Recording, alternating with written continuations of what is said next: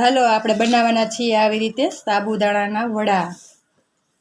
આ રેસીપી તમને ગમે તો આ મારી ચેનલને લાઈક શેર અને સબસ્ક્રાઈબ જરૂરથી કરજો અને બનાવવાનું શરૂ કરીએ। આ વિડીયો અંત સુધી જરૂરથી જોજો તો તમને આવી રીતે આમ સાબુદાણા વડા પણ બનાવતા આવડશે અને આ ફરાળમાં પણ ખાઈ શકાય તેવી રીતે આપણે બનાવ્યા છે। તો બનાવવાનું શરૂ કરીએ। અને ચટણી પણ આપણે ફરાળમાં ખાઈ શકીએ ને એવી જ બનાવી છે, પુદીના અને સિંગદાણાની। તો આ વિડીયો અંત સુધી જરૂરથી જોજો। બનાવવાનું શરૂ કરીએ। તો આજે આપણે બનાવવાના છીએ સાબુદાણા વડા। આ વડા આપણે ફરાળમાં કે ગમે ત્યારે ખાવા હોય, વાર રહ્યા હોય કે વ્રત રહ્યા હોય કે કાંઈ પણ રહ્યા હોય ત્યારે આપણે આવી રીતના વડા બનાવીને ખાવા હોય, સાબુદાણા વડા। તો આ રેસીપી અંત સુધી, આ વિડીયો અંત સુધી જરૂરથી જોજો તો આ તમને સાબુદાણા વડા બનાવતા આવડશે અને બધી આપણે ટ્રીક અને ટિપ્સ સાથે બનાવશું। તો તમે આ ટ્રીક અને ટિપ્સ બધી ફોલો કરશો તો તમને આવી રીતે સાબુદાણા વડા બનાવતા આવડશે। અને વળી આપણે કોઈ કાંઈ ભેળસેળ તો હોય નહીં, કેમ કે આપણે ઓરિજિનલ વસ્તુથી જ બનાવવાના છીએ સાબુદાણા વડા। આપણે એમાં કઈ જાતના લોટ પણ નથી નાખવાના, બે જ વસ્તુના ઉપયોગથી બનાવવાના છીએ। તો પહેલાં આપણે એટલા સાબુદાણા લઈ લીધા છે। જો આ મારી તમને રેસીપી ગમે તો આ મારી ચેનલને લાઈક શેર અને સબસ્ક્રાઈબ કરજો। અને આપણે એટલા એક બાઉલમાં સાબુદાણા એટલા લઈ લીધા છે અને સામે એક બટેકું લઈ લીધું છે એટલા સાબુદાણા સાથે। પછી આપણે બીજા બધા મસાલા કરીશું। તો પહેલાં આપણે તેને ધોઈ લેવું 2 થી 3 પાણીએ। પછી આટલા આપણે મરચાં લઈ લેવાના, એક લીંબુ લઈ લેવાનું, એક આદુનો ટુકડો લઈ લેવાનો અને થોડા ધાણા લઈ લેવાના ગાર્નિશર માટે। અને જો તમે આમ જ ખાવા માટે બનાવતા હોય તો તમારે તેમાં લસણ, કાંદા બધી વસ્તુ નાખી શકાય। તો આટલી વસ્તુ આપણે બનાવીશું, ફરાળ માટે બનાવીએ તો આ રીતે બધી વસ્તુ લેવાની। આ સાબુદાણાના વડા એટલા સરસ લાગે છે ખાવામાં અને ખાવાની મજા જ આવે છે। સાથે આપણે તેની આદુ મરચાંની ધાણાની આપણે ચટણી પણ બનાવીશું। જો તમારે તેમાં ફુદીનાનો ટેસ્ટ નાખવો હોય તો ફુદીનો પણ લઈ લેવાનો। તો આટલા મેં ફુદીના લઈ લીધો છે। તમારી પાસે લીલો હોય તો લીલો લઈ લેવાનો, અત્યારે તો મારી પાસે સૂકો છે એટલે મેં સૂકો લઈ લીધો છે। તો સૌથી પહેલાં આપણે આ સાબુદાણા છે ને એને 2-3 પાણીએ ધોઈ લેવું। આ રીતે મેં પાણી લઈ લીધું છે તો આપણે તેને આમાં સાબુદાણા નાખી દઈશું।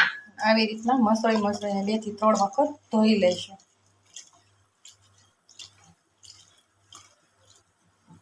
તો આવી રીતના 2 થી 3 પાણી આપણે ધોઈ લેવું પહેલાં।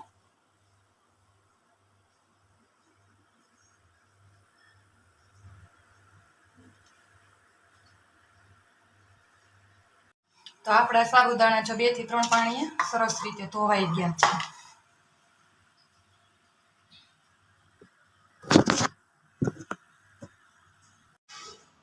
તો આપણા સાબુદાણા જો 2 થી 3 પાણીએ સરસ રીતે ધોવાઈ ગયા છે। મારે તો આ 2 દિવસના પડ્યા છે ને એટલે આને હું કલાક જ પલાળીશ ને તો પણ સરસ સોફ્ટ થઈ જશે। જો તમારી પાસે નવા તાજા સાબુદાણા હોય ને તો તમારે 1 થી 2 કલાક સુધી એને પલાળી દેવાના। દાણો એકદમ સોફ્ટ થઈ જાય ત્યાં સુધી તેને પલાળી લઈશું।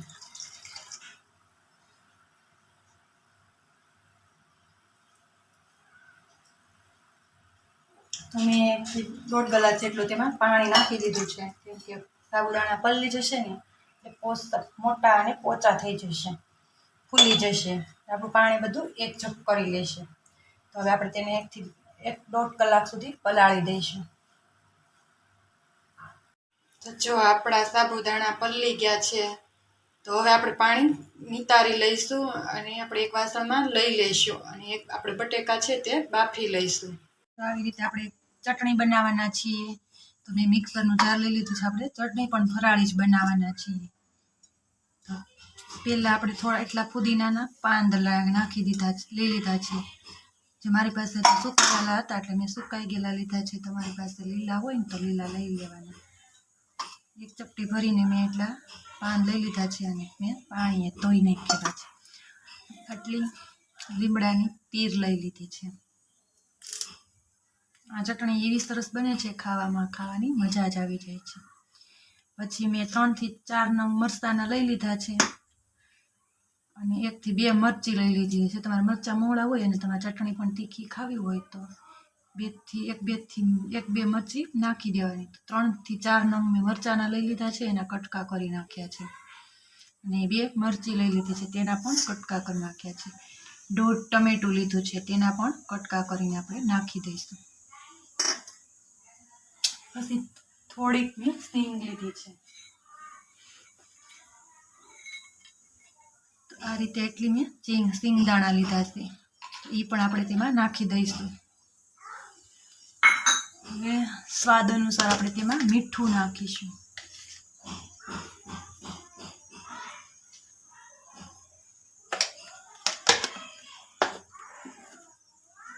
1 ચપટી ભરીને આપણે તેમાં ખાંડ નાખીશું, કેમ કે ટમેટા છે એટલે તેનો ખાટો મીઠો ટેસ્ટ સરસ આવે. આ ચટણી આપણે સાબુદાણાના વડા સાથે ખાવાની મજા આવે છે. તો હવે આપણે તેમાં પાણી નથી નાખવાનું, કેમ કે ટમેટાનું પાણી થશે. તો હવે આપણે તેને બધું જ પીસી લઈએ. આને આપણે મિક્સરમાં ગ્રાઇન્ડ કરી નાખીશું.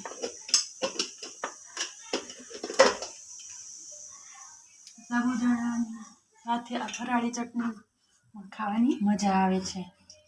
તમે આ રેસીપી અંત સુધી જરૂરથી જોજો અને એકવાર પણ આ રીતે ફરાળી સાબુદાણાની ચટણી બનાવીને ટ્રાય પણ કરજો અને કોમેન્ટમાં બતાવજો કે તમને આ રેસીપી અમારી કેવી લાગી. તો હવે આપણે તેને મિક્સરમાં ગ્રાઇન્ડ કરી લઈશું. જો આવી રીતે આપણી ચટણી હવે પીસાઈ ગઈ છે.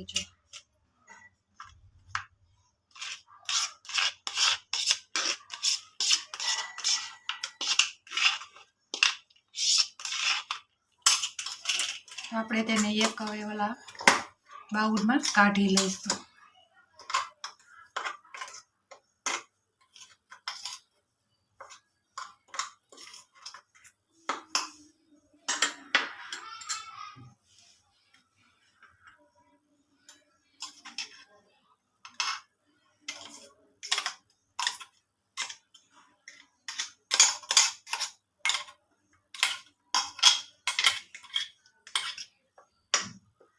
જો તમારે લિક્વિડ ચટણી કરવી હોય તો લિક્વિડ પણ કરી શકાય છે, અને આમાં તમારે ધાણા નાખીને પીસવું હોય તો હજી ધાણા પણ નાખીને પીસી લેવાની. જો તમારી પાસે ધાણા ન હોય અને પછી તમે લઈ આવો ને પછી આવી રીતના ધાણા નાખીને પીસી શકાય છે. આમાં આદુ પણ 1 ટુકડો નાખી દેવાનો. ભૂલી ગઈ હતી કહેવાનું, મારે ભૂલાઈ ગયું હતું એટલે પછી મેં ગ્રાઇન્ડ કર્યું ને ત્યારે મેં નાખી દીધો છે. આદુનો ટુકડો લઈને નાખી દેવાનો છાલ કાઢીને. હવે આ રીતે આપણી ચટણી બનીને તૈયાર છે. આનો ટેસ્ટ બહુ સરસ આવે છે. આપણે સિંગદાણા નાખ્યા છે ને એટલે વ્હાઈટ લાગે છે. હાલો હવે આપણે બનાવીશું સાબુદાણાના. હવે આપણે બટેકા ખોલી લઈશું સાબુદાણાના વડા માટે. હાલો હવે આપણે સાબુદાણાના વડા બનાવવા માટે આપણે આ બટેકું છે તે બાફી લીધું છે. આપણું બટેકું પણ બફાઈ ગયું છે. હવે એની છાલ ઉખેડી નાખીશું. આ રીતે બટેકાની છાલ ઉતારી લઈશું.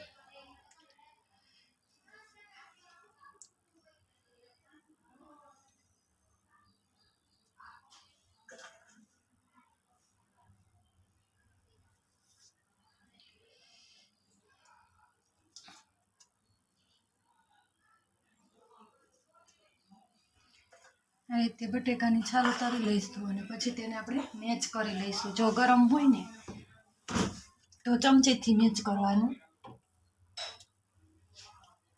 ઠંડુ હોય ને તો હાથથી મેચ કરી દેવાનું. આવી રીતના આપણે ચમચીથી પહેલાં પ્રેસ કરીશું.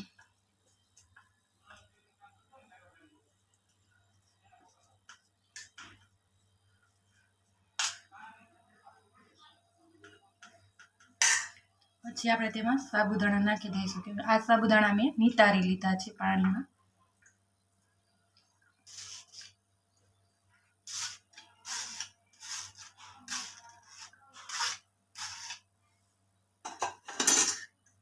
પછી સાબુદાણા અને બટેકા બેને મિક્સ કરી લઈશું.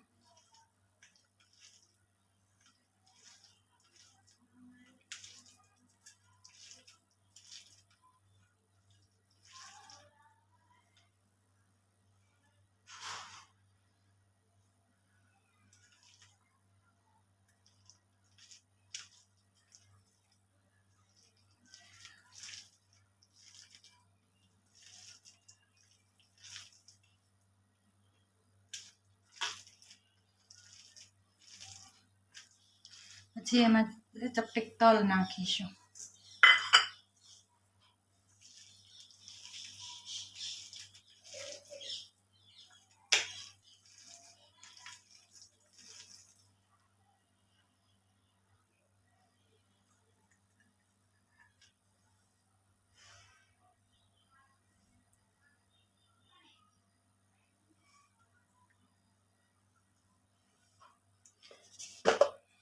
પછી 2 થી 3 નંગ આપણે એમાં મરચાં નાખીશું કાપીને.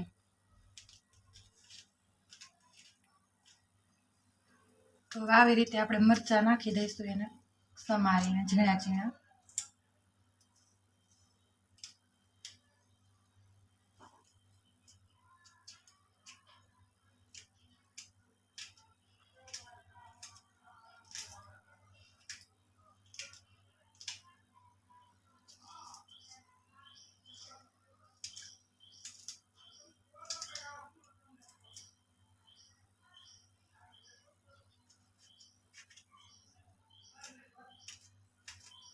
થોડા ધાણા નાખીશું અને લીમડાના પાન નાખીશું.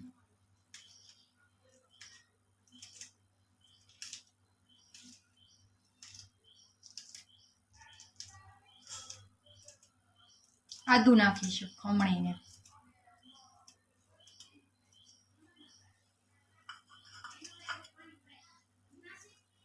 એટલા લીમડાના પાન આપણે એમાં ઝીણા ઝીણા ટુકડા કરીને નાખીશું.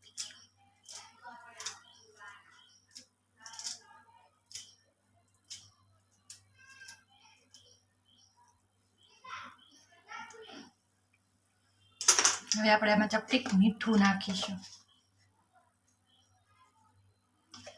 તમારા ટેસ્ટ પ્રમાણે બધું ઓછું નાખી શકાય. ચપટીક આપણે તેમાં ખાંડ નાખીશું. અડધું લીંબુ નાખીશું. તેમાં ખાટો મીઠો ટેસ્ટ પણ સરસ આવે.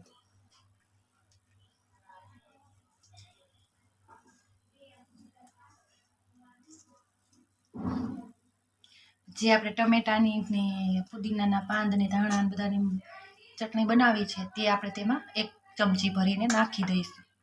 બધો જ ટેસ્ટ એમાં આવી જશે. બધું જ આપણે હાથથી મિક્સ કરી લઈશું.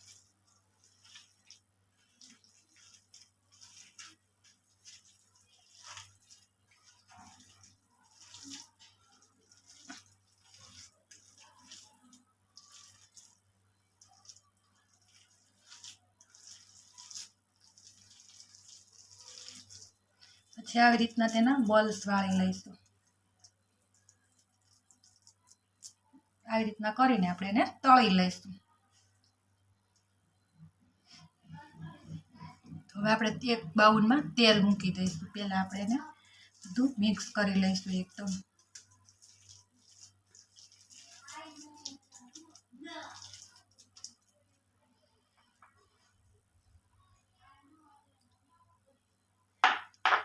પછી આ ડ્રો છે ને ઢીલું ન થઈ જાય તેનું ધ્યાન રાખીશું. 5 મિનિટ માટે આને આવી રીતના રહેવા દઈશું. આપણું તેલ ગરમ થશે ત્યાં બધું એકદમ સરસ સોફ્ટ એક જોક કરી લેશે એટલે આપણું ડ્રો સરસ એકદમ સરસ થઈ જશે.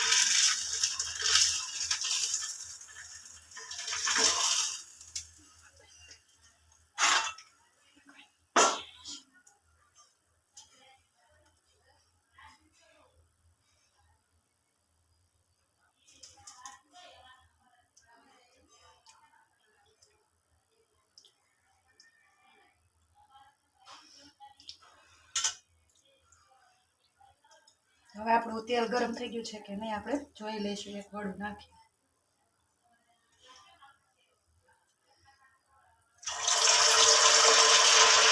આપણે એને ધીમા તાપે તળવા નાખીએ.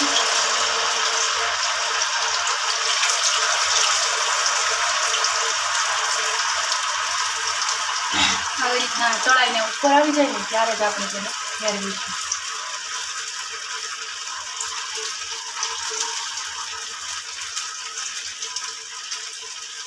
એક છરીની મદદથી આપણે તેને ફેરવી દઈશું.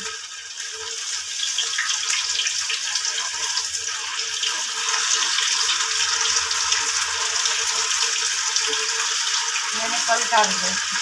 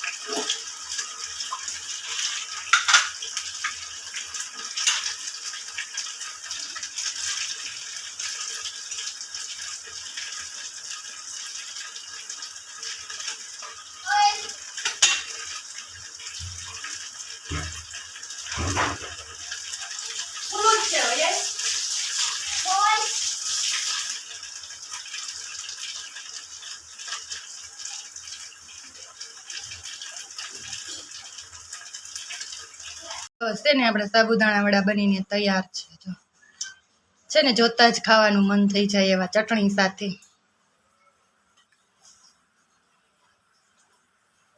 આ રીતે આપણી ચટણી પણ બનીને તૈયાર છે. આ સાબુદાણા ચટણી સાથે એટલા સરસ ટેસ્ટી લાગે છે, ખાવાની મજા જ આવે છે.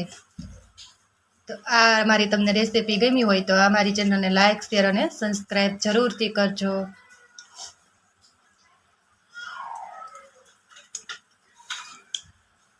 આપણી આ સાબુદાણાની ફેમસ ડીશ બનીને તૈયાર છે. આવી રીતના બ્રાઉન થાય ને ત્યાં સુધી જ રહેવા દેવાના, એટલે આપણા સાબુદાણા આવી જ રીતે સરસ બને છે. અને જો તમારે, મેં તો એક જ બટેકું નાખ્યું છે, તમારે 2 થી 3 બટેકા નાખવા હોય એક કપ સાબુદાણામાં તો નાખી શકાય છે. તો આવી રીતે સાબુદાણા વડા બનીને તૈયાર છે. આવી રીતે બ્રાઉન થવા દેવાના અને તેને છે ને આપણે જ્યારે ઓલું ડ્રો બનાવીને ત્યારે તેને થોડીક વાર એમને રહેવા દેવાનું, એટલે બધું એક જોપ થઈ જાય પાણી. પછી જ તેના વડા બનાવવાના, પછી તેને તળી લેવાના.